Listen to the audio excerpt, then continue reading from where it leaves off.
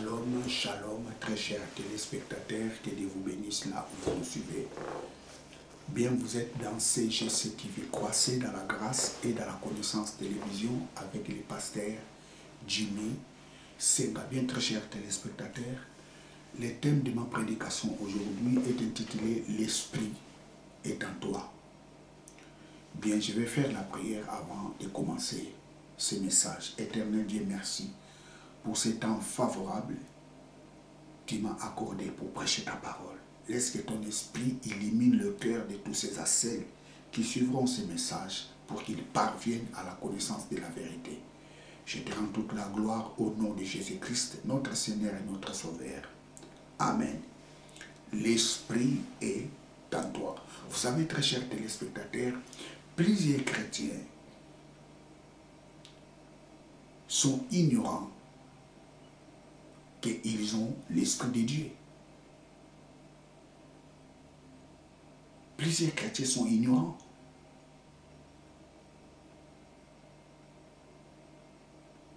Tout chrétien doit savoir qu'il a l'Esprit de Dieu, sans exception. Ce n'est pas seulement les pasteurs qui ont l'Esprit de Dieu et ceux qui écoutent la parole de Dieu n'ont pas l'Esprit de Dieu. Non. Nous tous,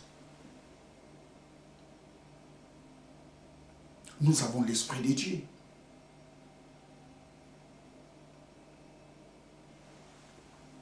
Lisons 1 Corinthiens.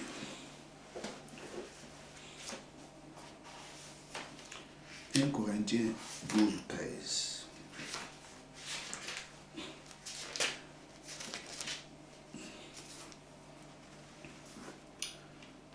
Nous avons en effet été baptisés dans un seul esprit pour former un seul corps.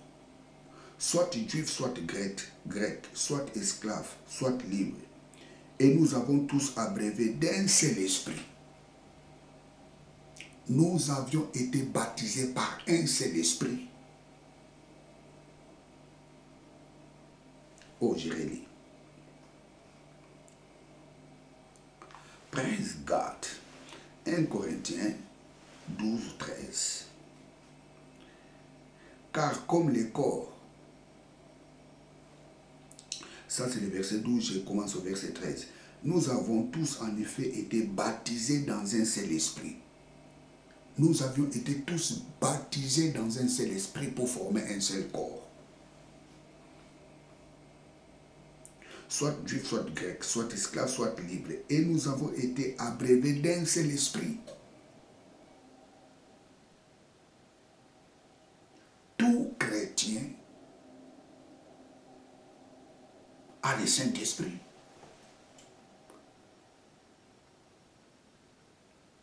Tout chrétien est baptisé du Saint-Esprit. Tout chrétien a le Saint-Esprit. Ce n'est pas seulement les pasteurs, les diacres qui ont le Saint-Esprit et ceux qui écoutent la parole de Dieu n'ont pas. C'est faux. L'Esprit de Dieu est en toi. Lisons Jean chapitre 14. Jean 14, l'évangile de Jean chapitre 14, verset 17.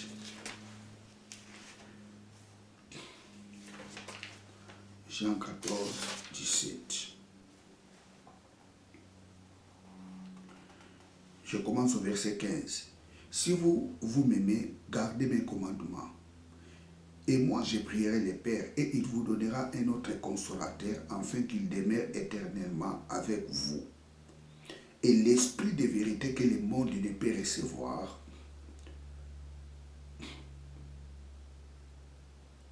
parce qu'il ne les voit point et ne les connaît point. Mais vous, vous les connaissez, car il demeure avec vous et il sera avec vous.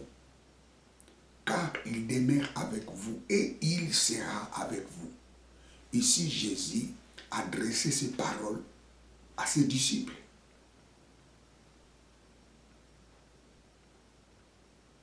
Vous savez, lorsque Jésus était avec ses disciples, le Saint-Esprit était avec ses disciples.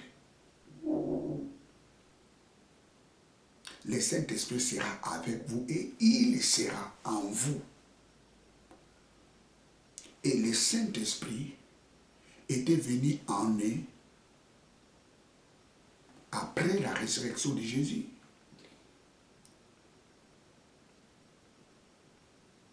Après la résurrection de Jésus, le Saint-Esprit n'était plus avec les disciples, mais le Saint-Esprit était dans les disciples.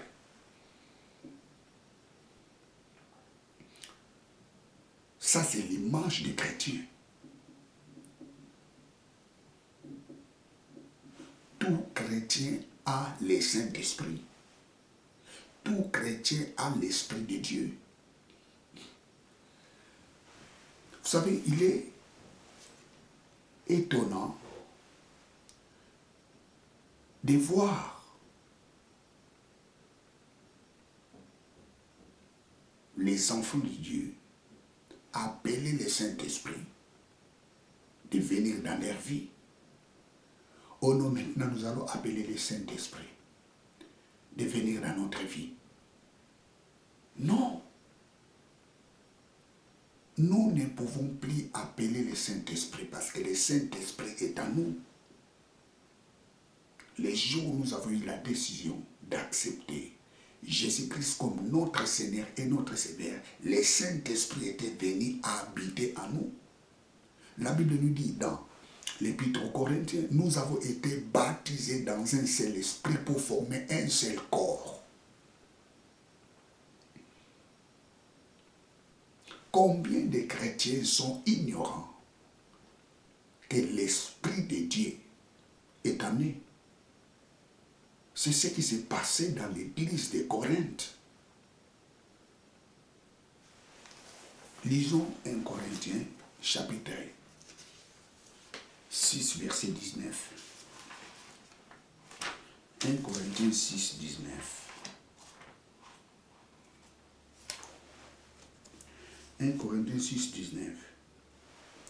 Ne savez-vous pas que votre corps est le temple du Saint-Esprit qui est en vous, que vous avez reçu de Dieu et que vous ne vous appartenez point à vous-même, car vous avez été rachetés à un grand prix. 1 Corinthiens 6, 19. Ne savez-vous pas que votre corps est le temple du Saint-Esprit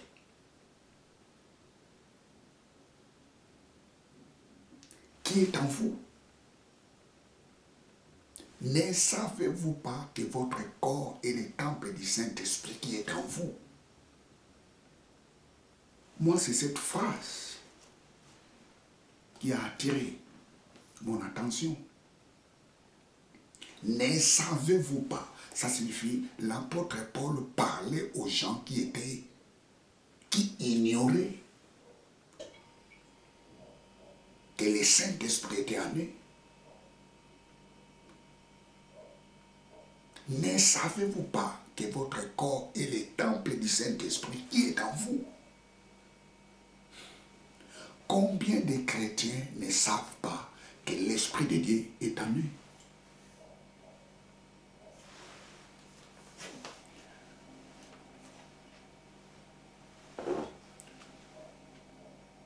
Ne savez-vous pas que votre corps est le temple? Lisons encore 1 Corinthiens 3, 16. 1 Corinthiens 3, 16.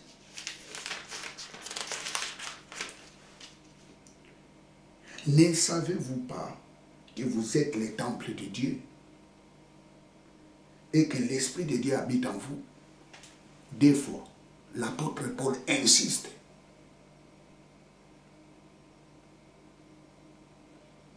Pourquoi l'apôtre Paul répète ces mots? Il répète cette phrase. Ne savez-vous pas que votre corps est le temple du Saint-Esprit qui habite en vous? Oh, combien de chrétiens ignorent que l'Esprit de Dieu est en eux?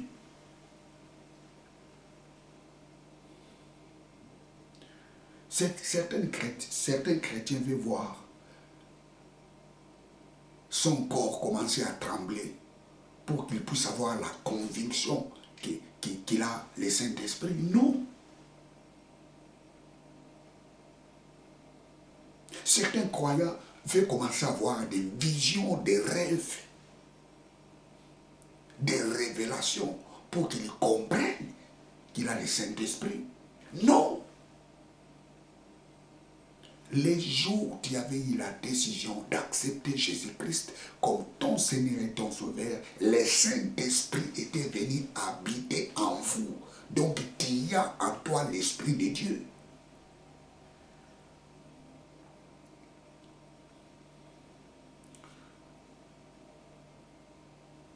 Arrêtez d'appeler le Saint-Esprit lorsque tu pries. Oh non, maintenant nous allons appeler le Saint-Esprit de venir. Ça, c'est quel message? Ça, ce n'est pas le christianisme.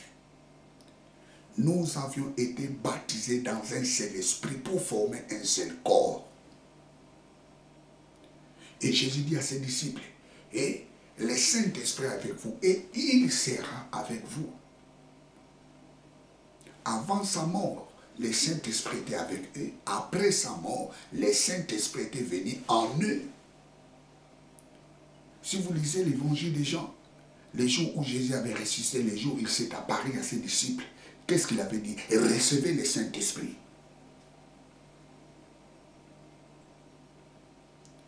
Ça, c'était les jours de la nouvelle naissance. Lorsqu'une personne croit au Seigneur Jésus-Christ, il est baptisé directement par le Saint-Esprit.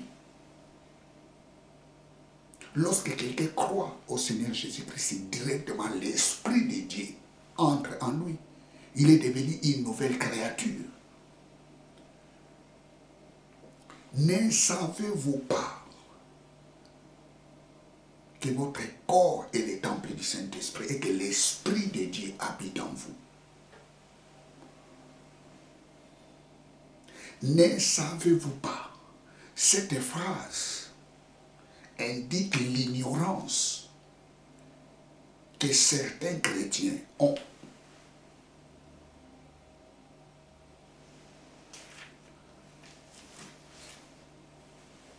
Praise God. Vous savez, moi aussi avant, j'ai prié comme ça. Ô Saint-Esprit, remplis-moi. Ô Saint-Esprit, viens dans ma vie. Avant, j'ai prié comme ça. Mais les jours où j'ai compris cette vérité, je n'appelle plus le Saint-Esprit dans ma vie. Parce qu'il est en moi. Il habite en moi. L'Esprit de Dieu est en moi. Pareillement avec vous, toi qui me regardes. Le Saint-Esprit est en toi. Tu n'as pas besoin de sentir des frissonnements dans ton corps pour confirmer que tu as le Saint-Esprit.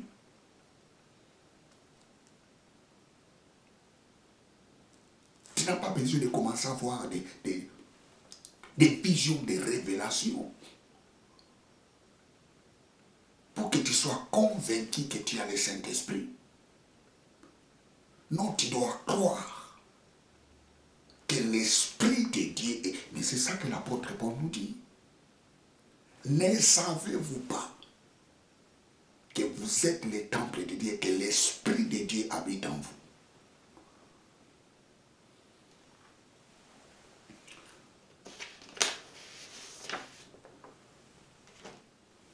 Praise God, hallelujah, praise God, hallelujah.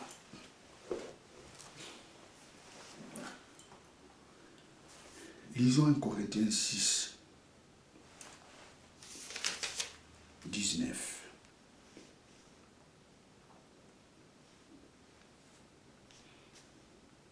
Ne savez-vous pas que votre corps est le temple du Saint-Esprit qui est en vous, que vous avez reçu de Dieu et que vous ne lui appartenez point à vous-même, car vous avez été rachetés à un grand prix. Glorifiez Dieu dans votre corps et dans votre esprit qui appartiennent à Dieu. Nous devons glorifier notre corps parce que ça ne nous appartient plus. Notre corps appartient à Dieu. Nous sommes plus les maîtres de notre corps.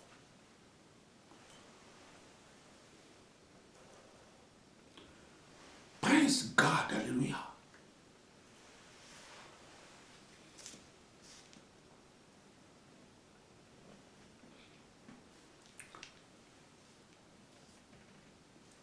Restons toujours dans Corinthiens. 1 Corinthiens 6. Prenons le verset 14. Et Dieu qui a ressuscité le Seigneur Jésus-Christ, le Seigneur nous ressuscitera aussi par sa puissance. Ne savez-vous pas que vos corps sont les membres de Christ? Prendrai-je donc les membres de Christ pour en faire les membres d'une prostituée? Loin de là, ne savez-vous pas que celui qui s'attache à la prostituée est un seul corps avec elle? Car elle dit, les deux deviendront un seul chair, mais celui qui s'attache au Seigneur est avec lui un seul esprit. Fuyez l'impudicité. Quelque autre péché qu'un homme commette, ce péché est hors du corps, mais celui qui se livre à l'impudicité pêche contre son propre corps. Ne savez-vous pas que votre corps est le temple de l'Esprit et le temple du Saint-Esprit qui habite en vous, que vous avez reçu de Dieu et que vous n'appartenez point à vous-même, car vous avez été rachetés en un grand prix. Glorifiez donc Dieu dans votre corps et dans votre esprit qui appartient à Dieu. Combien de chrétiens qui font des choses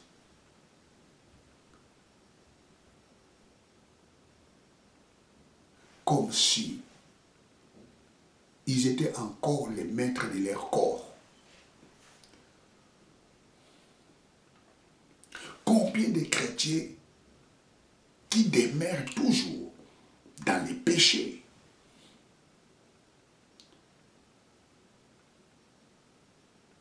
Ils ignorent que leur corps ne lui appartient plus. Ton corps est le temple du Saint-Esprit.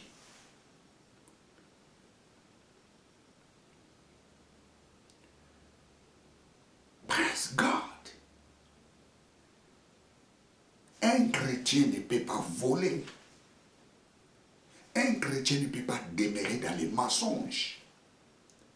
Un chrétien ne peut pas demeurer dans la prostitution.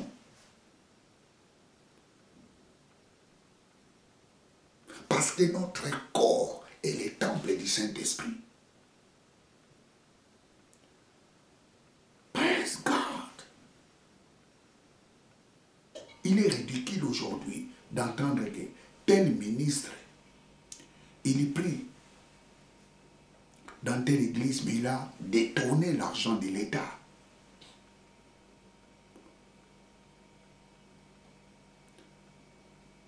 Tel frère, il est cadre dans une entreprise. Il vit dans la corruption. Notre corps est le temple du Saint-Esprit. Nous n'appartenons plus à nous-mêmes. Nous appartenons à Dieu.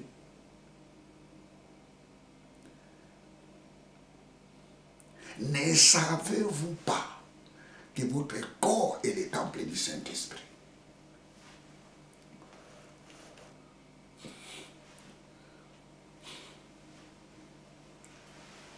Praise God, hallelujah, praise God, hallelujah, praise God, hallelujah, praise God, hallelujah.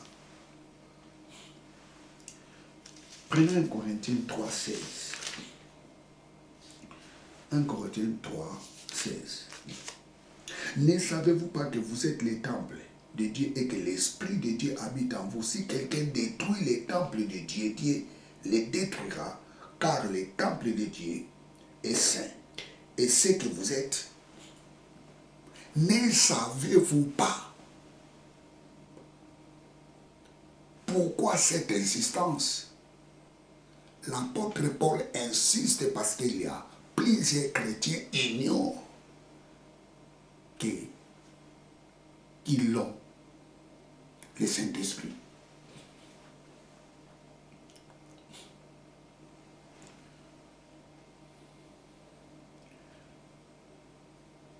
Celui qui détruira ce temple, la Bible nous dit qu'il les détruira. Vous savez, ce passage ne parle pas de suicide. Celui qui détruira ce temple, ça signifie celui qui va se suicider, dit non, ce n'est pas ça. Et si vous lisez ce passage, si vous commencez au verset,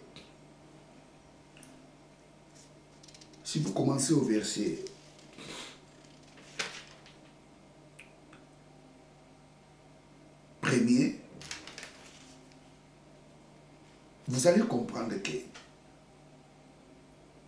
l'apôtre Paul parlait de l'enseignement.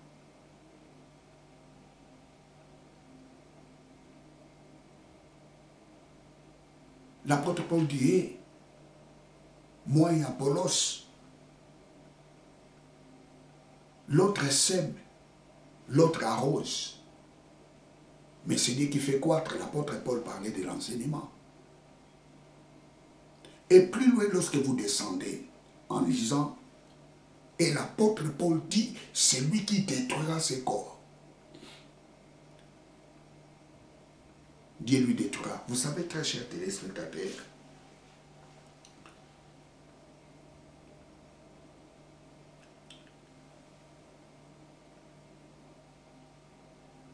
celui qui enseigne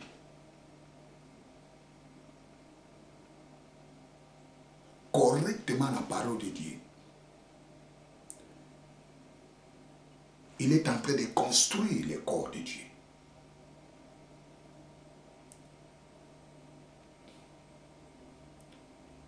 Celui qui enseigne la parole de Dieu correctement,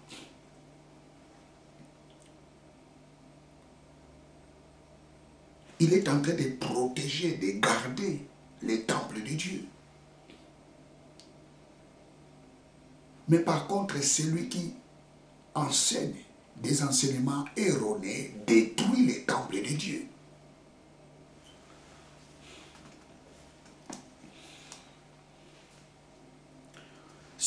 Commençons au verset 10, 1 Corinthiens 3, 10. C'est la grâce que Dieu m'a donnée. J'ai posé les fondements comme un sage architecte et un autre bâti dessus. Mais que chacun prenne garde à la manière dont il bâtit dessus, car personne ne peut poser un autre fondement que celui qui a été posé, à savoir Jésus-Christ. Or, si quelqu'un bâtit sur les fondements de l'or et de l'argent, des pierres précieuses, du bois, du foin, du chaume, l'œuvre de chacun sera manifestée, car les jours la fera connaître, parce qu'elle se révélera dans les faits. Et les faits éprouvera ce qui est l'œuvre de chacun. Si quelqu'un bâtit par quelqu'un sur un fondement subsiste, il recevra une récompense. Si l'œuvre de quelqu'un est consumée, il perdra sa récompense pour lui. Il sera sauvé, mais comme à travers les faits. Ne savez-vous pas que vous êtes le temple de Dieu et que l'Esprit de Dieu habite en vous?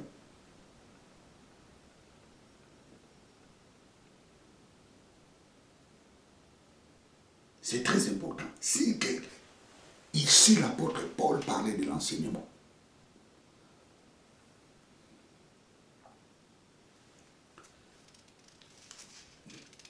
Prenons le verset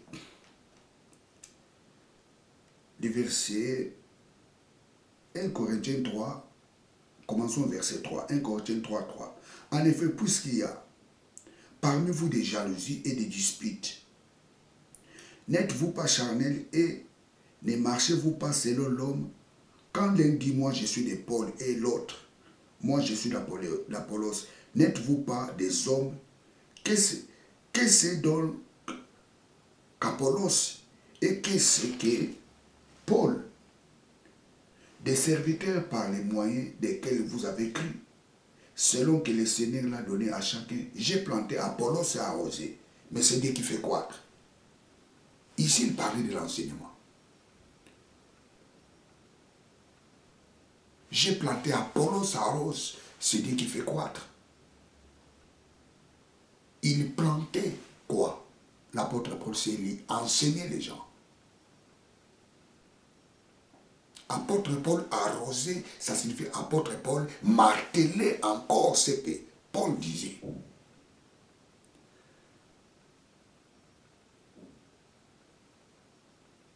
Il parlait de l'enseignement.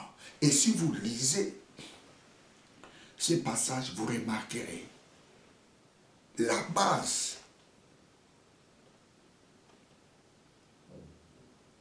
de ce que Paul dit. Celui qui détruira ce corps, Dieu les détruira. L'apôtre Paul parle de l'enseignement.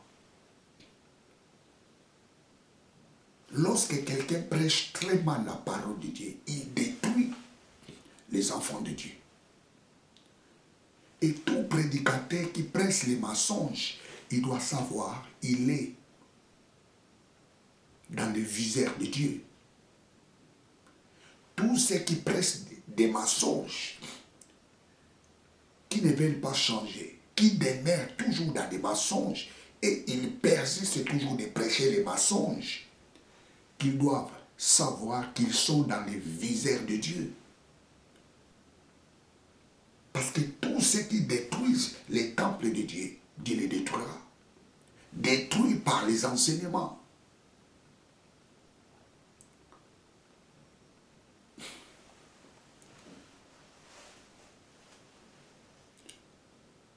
L'apôtre Paul osait dire, les prophètes osaient dire, mon peuple périsse faute de connaissance. Lorsqu'il y a un mauvais enseignement, les peuples périssent.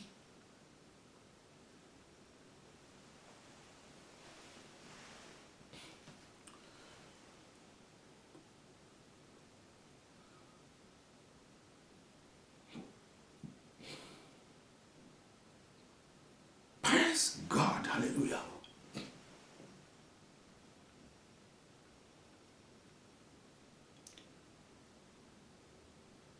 Ne savez-vous pas que votre corps est le temple du Saint-Esprit?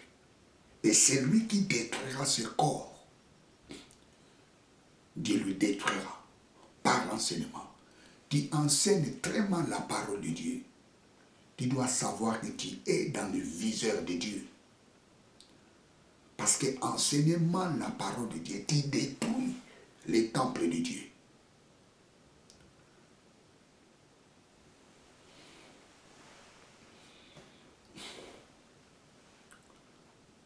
Que nous dit la Bible? Nous avons été édifiés par les enseignements des apôtres.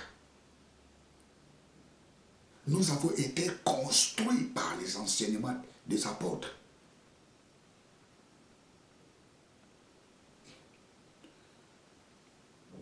Et Jacques chapitre 1, 18 nous dit, hey, vous avez été engendrés par la parole de la vérité. C'est la parole qui nous a mis au monde.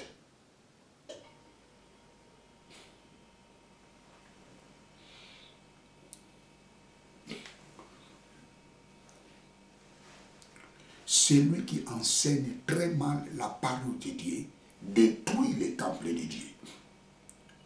Alors celui qui détruit les temples de Dieu, il est dans le viseur de Dieu. Cela signifie que Dieu lui détruira.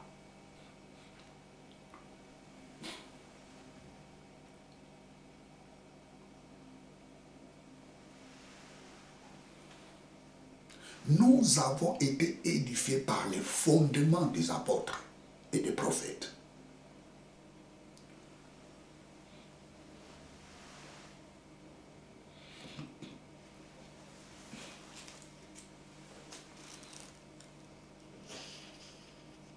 Tu es le temple de Dieu parce que l'Esprit de Dieu est en toi. Tu qui n'a pas droit d'écouter n'importe quelle prédication. Sélectionne qui écouter. Je dis sélectionne qui écouter. Parce que si tu écoutes n'importe qui, ces enseignements te détruira. Et celui qui détruit les temples de Dieu, il est dans le viseur de Dieu. Ça signifie Dieu lui détruira.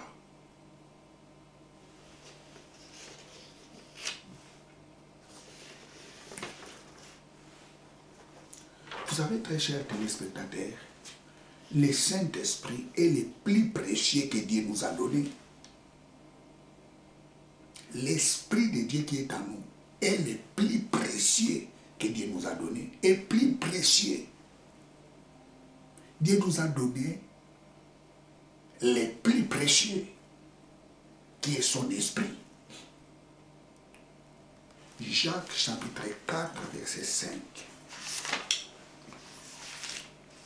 Vous savez, lorsque je parle du Saint-Esprit, les non-croyants, ils disent, mais qu'est-ce qu'ils disent là?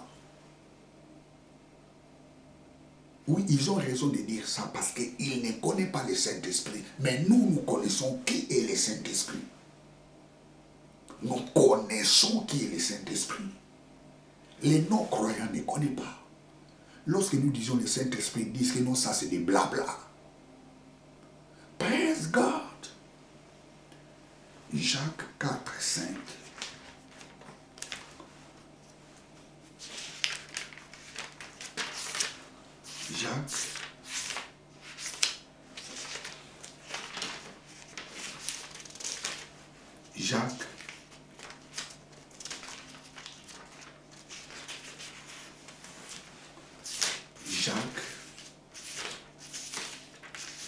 Jacques 4, 5. Praise God. Alléluia. Hébreu.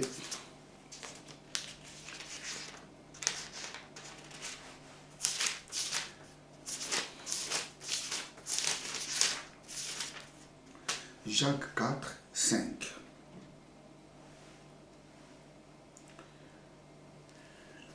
Praise God. Jacques 4, 5. Croyez-vous que l'Écriture parle en vain?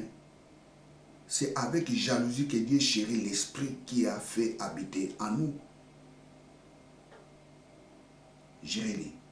Croyez-vous que l'Écriture parle en vain? C'est avec jalousie que Dieu chérit l'Esprit qu'il a fait habiter en nous. Le Saint-Esprit est le plus précieux de Dieu.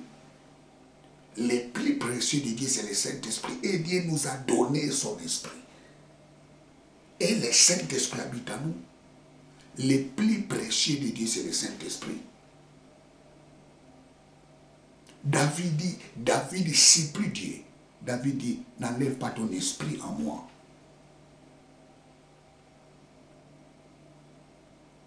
N'enlève pas ton esprit en moi. Le Saint-Esprit est le plus précieux de Dieu qu'il a fait habiter en nous. Et tout chrétien a le plus précieux de Dieu, c'est le Saint-Esprit. Même celui qui vient d'accepter Jésus-Christ à ce moment ici, il a l'Esprit de Dieu, il a le Saint-Esprit. Ne savez-vous pas que votre corps est le temple du Saint-Esprit, que l'Esprit de Dieu habite en vous?